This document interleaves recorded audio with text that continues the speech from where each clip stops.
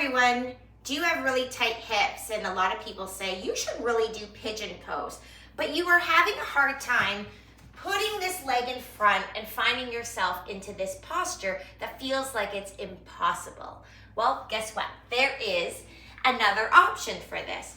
You're gonna go ahead, come onto both sits bones, ease yourself down onto the mat, onto the floor.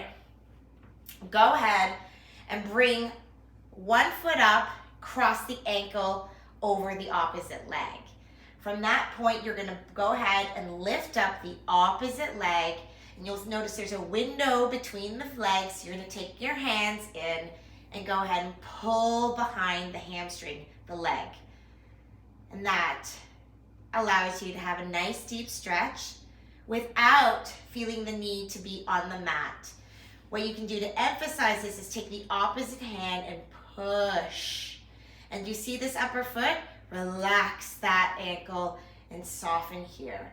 When you do any sort of posture where you're finding yourself to do a nice, try to get into a deep stretch, you can go ahead and close your eyes, take a nice deep breath in, and then as you exhale, you're gonna pull that leg in and push that knee away from you to deepen it.